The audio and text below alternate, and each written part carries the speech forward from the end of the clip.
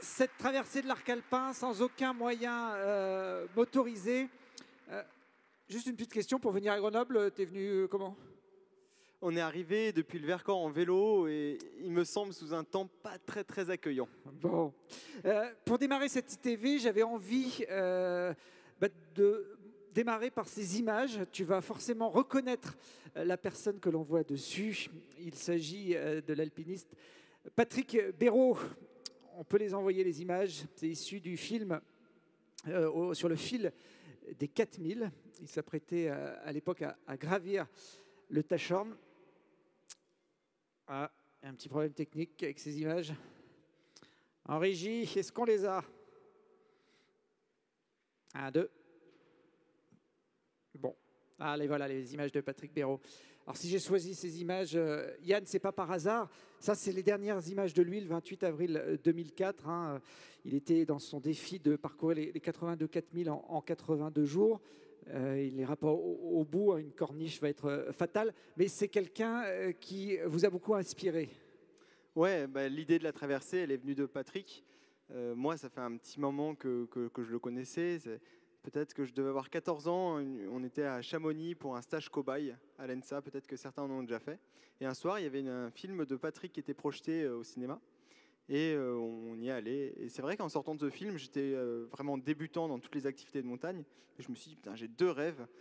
Un jour, j'aimerais bien faire la face nord des Grandes Jorasses par la Gousseau des Maisons, qu'il avait fait dans cette traversée. Et puis, mon deuxième rêve, c'était de faire une grande traversée des Alpes comme il l'avait fait. Par contre, j'avais envie de faire quelque chose d'un petit peu différent, d'amener un petit peu de nouveauté. Et j'avais vu dans la pratique du parapente quelque chose, un beau vecteur d'originalité. Donc je m'étais dit, bah, dans 10 ans, quand je serai bon en parapente, on partira faire la traversée des Alpes. Et puis après, il y a eu la rencontre de Johan. Et je pense que c'est parti d'ici, quoi, d'une rencontre. Et on partageait les mêmes valeurs et on avait, je pense, les mêmes motivations de faire un long projet comme ça. Pas forcément à l'autre bout du monde, pas forcément axé que sur la performance, mais un projet qu'on puisse vivre dans notre massif qui nous a vu débuter, les Alpes. Alors vous avez eu une préparation optimale pour partir 6 mois de façon intense en montagne. Vous avez passé 3 ans quasiment à ne pas en faire. Hein. Ça peut paraître surprenant. Voilà, aucune préparation pendant 3 ans et aucun entraînement juste avant. C'est vrai que j'étais à Rennes, en Bretagne, dans le plat pays. C'était dur. Et c'était un petit peu le moyen de reprendre contact avec la montagne que d'organiser un projet comme ça. Mais c'est vrai que ça se fait quand même pas comme ça, quoi. C'est-à-dire que pendant 6 mois, on prépare le projet, on va chercher des partenaires, on va chercher des sous. Et puis après vient le jour où il faut partir, quoi. Et là on est face à un mur, quoi, ou à un trou noir. On se dit, mais où on va, quoi? Où on va? Et moi, j'avais vraiment peur de l'avenir. Je me disais, mais tu vas au casse-pipe, quoi, en partant d'une traversée aussi longue. T'es jamais parti plus de 6 jours en montagne. Partir 5, 6 mois, on ne peut pas se projeter, quoi, c'est impossible. Et en fait, c'est marrant, c'est que de jour en jour, tu apprends vraiment à avoir une espèce de couplage, une symbiose avec la montagne, quoi. Tu la sens, tu la connais, mais c'est quelque chose qu'on ne peut pas vraiment exprimer, qu'on peut vraiment sentir, mais je pense que vous l'avez déjà ressenti. Quand on passe beaucoup de temps en montagne, on sent la montagne, on sait ce qu'elle... S'il y a des risques, par exemple, d'avalanche, moi, ce qui me faisait vraiment peur, c'était la nivologie, par exemple. Et c'est vrai que on le sentait, quoi, au fur et à mesure, et c'était flagrant, quoi. Et de plus en plus, les jours passaient et on montait en puissance. D'un autre côté, prendre une avalanche dans le col des avalanches, ça peut paraître un peu prévisible. Ouais, c'est vrai qu'on a pris une avalanche dans le col des avalanches, c'était pas de chance sur ce coup-là. Et on s'y attendait pas, parce que c'est vrai que, en fait, l'histoire, bon là, le film résume beaucoup, mais en fait, on a pris un but la veille, et là, moi, j'étais déterminé. Johan, on voit qu'il était moyennement déterminé le matin quand on se lève, ça va? Ouais. Bon, voilà, on sentait pas, voilà, il avait mal au genou, il avait une grosse tendinite, et c'est vrai qu'il n'en était pas tout à fait déjà sur la même longueur d'onde à ce moment-là. Et en fait, ce qu'on a fait, et ça peut être vachement intéressant pour vous qui pratiquez la montagne, c'est qu'on est monté assez haut, donc il neigeait depuis le moment où on est parti, au moment où on a monté dans la pente, il neigeait à gros flocons. Et à un moment, on s'est dit, non mais plus on monte, pire ça sera. Et en fait, du coup, on a décidé de redescendre de redescendre sans attendre. Donc du coup, et en fait, plus on descendait finalement, plus on était exposé à des pans de neige qui déversaient tout dans le cône de déjection à la fin. Et en fait, plus on se faisait tabasser par les avalanches. Et en fait, c'était une grosse connerie de descendre. On aurait dû rester où on était et attendre que la neige arrête de tomber. Et en fait, à partir du moment où les chutes de neige se sont arrêtées, les spindrifts se sont aussi arrêtés, quoi. Mais ça, on le savait pas. Maintenant, on le sait. Autre séquence forte du film, on va la revoir d'ailleurs, cette scène. Un grand moment de cinéma. Vous êtes tous les deux à vélo. Alors, je ne sais pas à qui vous avez confié la caméra à ce moment-là. Vélo. Ah. Qu'est-ce qu'il filme là? Ah bah là, c'est Jean-Pierre. C'est Jean-Pierre. Inévitable, Jean-Pierre. C'est pas ce qu'il fait de mieux quand même, filmer. Hein. Non, par contre, on voit après qu'il nous prépare des super petits plats. Et c'est vrai que Jean-Pierre, pour le coup, il était très très fort pour nous sélectionner de très bons crus de vin rouge de tout le sud de la France, toute l'Italie. À chaque fois, on découvrait les terroirs du vin rouge, du fromage, du saucisson. Bon, par contre, la caméra, on voit bien que c'était pas trop son truc. Mais par contre, on doit dire, ouais, grâce à lui, on a vraiment découvert du terroir et notamment des petits vins italiens particulièrement bons. Pas très loin du Pisbadil, là, si vous avez l'occasion d'y aller. Donc, on l'a vu avec votre carte, vous êtes passé par Grenoble, vous êtes passé aussi près de chez vous à Annecy. Il y a eu des moments où vous aviez envie de vous poser, d'arrêter, de renoncer, notamment quand on passe près de la maison? Ouais, on pense toujours à... Enfin, on se dit que ça peut être très rapide, quoi. Il suffit de se faire une cheville ou un genou, et voilà, le projet s'arrête. De toute façon, on s'était bien dit que s'il y en a un des deux qui arrêtait, le projet s'arrêtait, quoi. Il y en a pas, l'autre continuait pas tout seul. Et c'est vrai, quand on est passé à la maison, et à un moment, on était vraiment attiré par le bercail, quoi, et puis le confort, finalement. On repartait aussi pour une deuxième aventure, quoi. C'était pas évident de se dire, on parle pas la langue, on parle ni l'allemand ni l'italien, on connaît pas grand monde en passant la frontière franco-italienne. Et puis surtout, on n'avait rien préparé, quoi. Autant on avait préparé un peu la partie française et puis on connaissait, autant la partie italienne et suisse, à part les Dolomites, on connaissait pas, quoi. Alors vous en êtes arrivé au bout de cette partie, 3200 km à peu près, j'arrondis, 130 000 mètres de dénivelé, 6 mois de montagne. Normalement, quand on arrive à la fin d'un périple comme celui-là, on n'a qu'une envie, je prends la salle à témoins, c'est de rentrer tranquille chez soi, de se reposer et puis de passer à autre chose. Vous, ça n'a pas été du tout votre cas. Hein. Vous étiez chaud, quoi. Eh non, t'as tort. Et non, en fait, c'est que donc autant c'est très dur de commencer, mais autant c'est impossible d'arrêter des projets d'itinérance. C'est qu'on est un petit peu drogué et puis tous les jours on a un objectif, c'est d'avancer. Et puis quand on arrive au sommet du Triglav, bon bah il n'y a plus rien, quoi. Et donc il faut se recréer des projets. Et donc j'ai eu une petite idée. Un matin, on était au Pisbadil, là, on a vu les images avec un copain guide.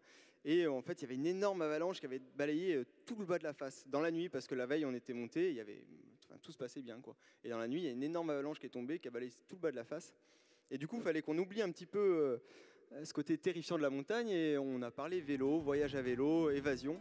Et là, je me suis dit, mais c'est ça, il faut qu'on fasse un voyage à vélo. Et puis après, bon, bah voilà, on s'est dit qu'on allait relier des voies ouvertes par Riccardo Cassin. Je ne sais pas si ça vous dit quelque chose, sûrement, j'espère en tout cas. Et donc on est parti des Dolomites, de Trecime di Lavaredo, et on est rentré jusqu'à la maison en grimpant 5 voies ouvertes par Riccardo. Voilà. Et on devait finir normalement par la Walker au Grand Joras. Mais malheureusement, quand on est arrivé le 15 ou 16 août, c'était une vraie piste de ski, donc on a dû renoncer à ce dernier objectif. Alors ça, ce sont des images qui ne sont pas dans le film, mais on les a, ces images du retour à vélo. Il y avait quand même un petit détail, c'est que vous avez troqué votre compagnon pour une compagne. Hein. Ouais, c'était un petit peu mieux quand même le soir. Anna, qu'on voit là, les voies Cassin, qu'elles ont de particulier? C'était un grand grimpeur italien, Riccardo Cassin. Elles ont quelque chose de spécial? Ouais, elles ont toutes des cheminées absolument obvious en anglais, je ne sais pas comment je traduirais, assez inconfortables. C'est un petit peu le dénominateur commun des voies Cassin, quoi. Et vous les avez rejointes en vélo, hein, chacune? Ouais, c'est ça. Et en fait, ce qui était différent par rapport à l'Alpine Line, on voit l'Alpine Line, enfin non, on voit pas justement, mais en fait, il y avait vraiment une grosse logistique motorisée derrière. Donc il y avait quand même beaucoup de boulot d'organisation, et puis Jean-Pierre, et puis d'autres qui nous rejoignaient pour nous apporter du matériel. Et là, au contraire, les voies Cassin, l'idée c'était de partir avec les vélos, avec une remorque et des sacoches, et avec tout le matos de bivouac et de grimpe avec nous, quoi. Et finalement, en termes de vécu, c'était complètement différent, c'est-à-dire que moi, mon téléphone il est resté éteint pendant 3 semaines, quoi. Mais quel bonheur de se déconnecter comme ça. Alors que bon, l'Alpine Line, c'était un petit peu plus compliqué de ce côté-là, quoi. Alors, vous aviez quelques copains grimpeurs italiens qui vous ont appris les bonnes techniques pour passer. Ouais, c'est dommage, on n'a pas le son là, mais Marco, c'est c'est un fervent représentant de l'école Cassin. Donc l'école Cassin qui vise à dès qu'il n'y a pas de prise, tirer sur tout ce qui bouge, quoi, notamment les coinceurs et les pitons. Voilà, et ça finit par passer. Vous en avez fait combien des voies comme ça? Du coup, on en a fait 5 et la 6e qui devait être le chef-d'œuvre de Ricardo, la Cassin, la Walker, au Grand Joras, qu'on n'a pas pu faire. Et vous les avez terminés, même je crois, sous la pluie. Hein. Et voilà, ouais, on a eu un bel été, mais à Chamonix, on n'a pas été gâtés. Ouais. Anna, elle était contente que vous l'emmeniez dans là, ce délire. non, par exemple, là... Voilà, je la sens pas hyper positive, là. Non, mais bon, elle avait quand même... voilà, elle retrouve vite le sourire, quoi. Pour ça, elle a une bonne composition. Mais c'est vrai qu'elle est quand même courageuse, monsieur, dans des grosses galères, des fois. Enfin, je dois lui rendre ça. Ouais, et puis, pour vous faire pardonner, on peut dire que chaque soir, vous l'avez fait dormir dans des hôtels de luxe. On va regarder d'ailleurs une petite compile des meilleures nuits de Yann et Anna. Juste là.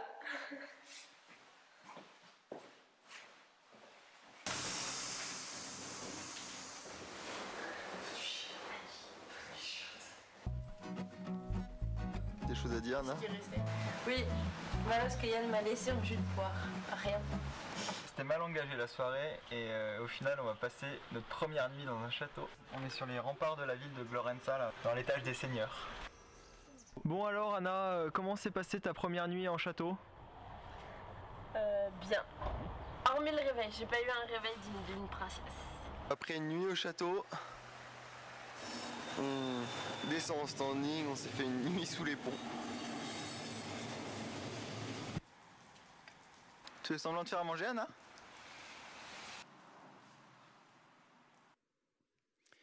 Voilà, et non mais moi j'ai pas grand chose à dire sur ce film, mais juste un petit message à faire passer, c'est que l'itinérance c'est quand même une manière de voyager qui est assez extraordinaire et qu'on a l'impression que c'est élitiste ou réservé à des grands sportifs ou des gens qui ont beaucoup de temps, et en fait pas du tout. C'est tous les gens de la salle pourraient partir comme ça en itinérance. Ce qui est bien, c'est que c'est super facile à organiser, il suffit d'avoir 2 vélos, d'aller acheter 4 sacoches. Et puis une petite semaine, ça suffit. On peut même partir de Grenoble ou prendre un petit train jusqu'à Clel ou Chichiliane. Et puis redécouvrir des coins qu'on pense connaître par cœur parce qu'on est passé en voiture plein de fois pour aller au boulot, pour aller grimper. Et en fait, on ne les connaît pas du tout.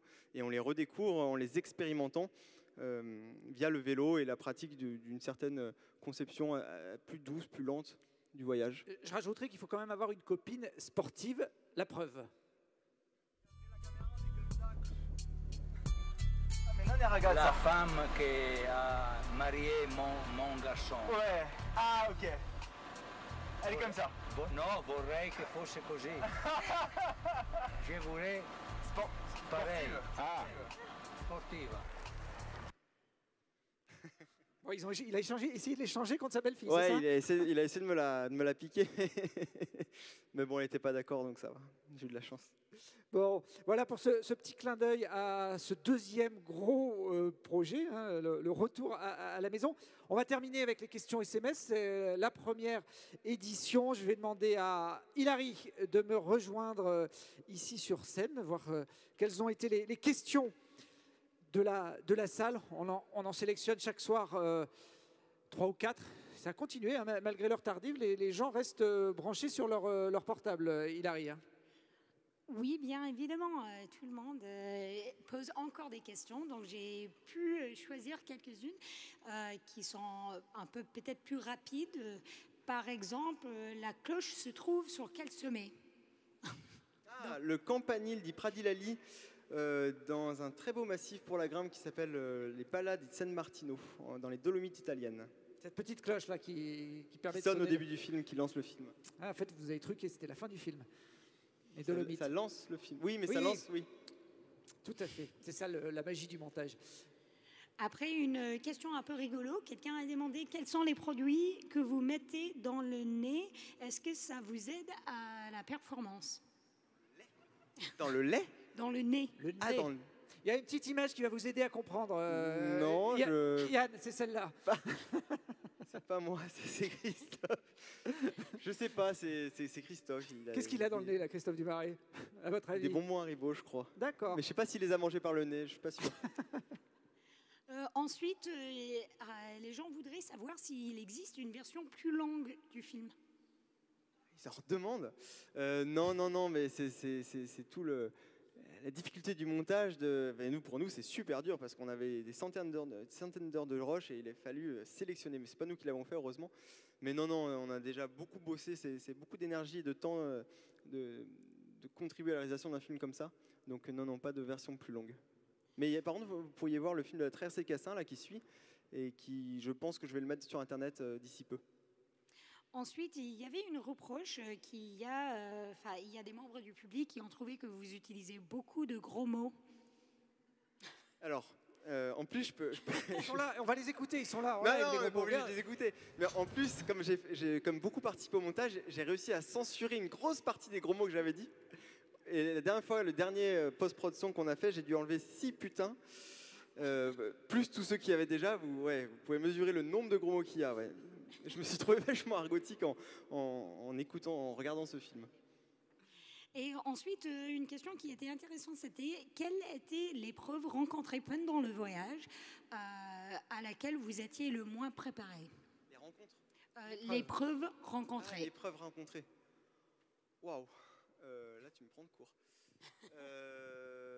On a essayé de vous prendre en stop pendant le trajet. Non, mais tout s'est bien passé. On n'a pas eu de soucis. Après, il y a eu des moments qui sont les moments les plus durs. C'était plutôt les moments où quand on est passé à la maison, mais c'était pas vraiment une épreuve en tant que telle. Et puis après, quand on se prend le mauvais temps, c'est vrai qu'on n'est jamais super heureux, quoi. Voilà, c'est des moments un petit peu plus durs. Et puis finalement, on se dit dans un an, ça sera des bons souvenirs et on en rigolera. Eh ben merci Hilary, merci Yann. On passe un petit coucou à Johan qui a passé. Qui n'a pas pu venir ce soir. Merci aux gens qui sont restés parce que je vois qu'il y a beaucoup de consommateurs du film de montagne qui sont partis après le film. Ils ont eu tort. Merci beaucoup à tous ceux qui sont quand même restés parce que c'est vrai que c'est pas très agréable de voir tout le monde se lever. Voilà. Et puis merci donc à Yann d'être venu. C'est la fin de cette première soirée, mais ce n'est que le début des rencontres du cinéma de montagne, puisque demain à partir de 18h30, le Palais des Sports ouvre ses portes pour des projections dès 20h. Il y aura encore également un beau spectacle. Je vais demander simplement pour faire une petite photo de famille à ceux qui sont montés tout à l'heure sur scène de me rejoindre, notamment Morgan et Thomas. Je ne sais pas si Gaëtan et Pierre sont encore là, mais on va faire une petite photo. Et puis merci en tout cas d'être venus si nombreux pour cette première soirée. À demain.